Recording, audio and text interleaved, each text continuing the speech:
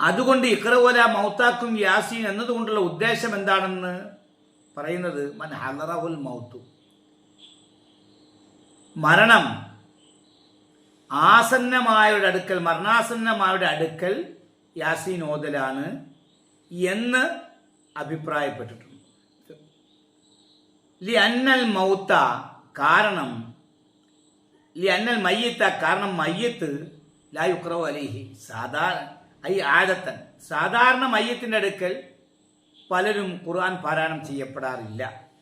അപ്പോൾ അതുകൊണ്ട് ഉള്ള ഉദ്ദേശം മരണാസന്നമാരുടെ അടുക്കലാണ് എന്ന്, അതാണ് ഉദ്ദേശം, ഈ ഹദീസിൻ്റെ ഉദ്ദേശം എന്ന് പറയുന്നു. എന്നാൽ മഹല്ലിയുടെ തന്നെ ഷറഹാകുന്ന കല്യൂബി 1-ാം വള്ളത്തിൽ 321 കാണാം, ബൽ യുഖ്റഉ ഇൻദഹു, മയ്യത്തിൻ്റെ അടുക്കൽ ഖുർആൻ പാരായണം ചെയ്യപ്പെടണം, ഖുർആൻ ഓതണം. കല്യൂബി 1-ൽ കാണാൻ കഴിയും. ഈ ഹദീസിൻ്റെ ഉദ്ദേശം മരണാസന്നമാരുടെ അടുക്കലാണ് എന്ന് പറയുമ്പോൾ തന്നെ മരണപ്പെട്ടവരുടെ അടുക്കൽ ഓതണം എന്നിവിടുന്ന് കിട്ടി.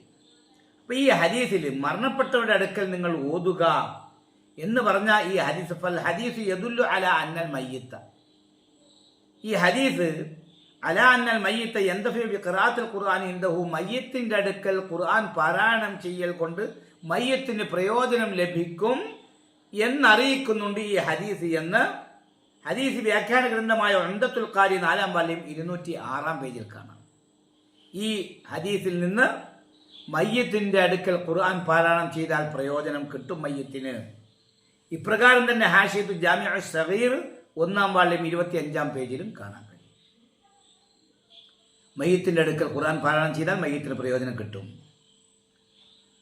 മഹാനായ അബൂ ഹുറൈറ റളിയല്ലാഹു തആല അൻഹു റിപ്പോർട്ട് ചെയ്യപ്പെടുന്ന ഹദീസിൽ, അദ്ദേഹത്തിൽ നിന്നും ദാരിമി റിപ്പോർട്ട് ചെയ്യുന്ന ഹദീസാണ്, മൻ ഖറഅ സൂറത്ത യാസീൻ, ആരെങ്കിലും സൂറത്ത് യാസീൻ ഓതിയാൽ ഫീ ലൈലത്തിൻ ഇബ്തിഗാഅ വജ്ഹില്ലാഹി ഗുഫിറ ലഹു ഫീ തിൽക്കൽ ലൈല, അള്ളാഹുവിൻ്റെ പ്രീതി കാംക്ഷിച്ചുകൊണ്ട് ഒരു രാത്രിയിൽ സൂറത്ത് യാസീൻ ഓതിയാൽ ആ രാത്രിയിൽ അവന് പുറത്തു കൊടുക്കപ്പെടും.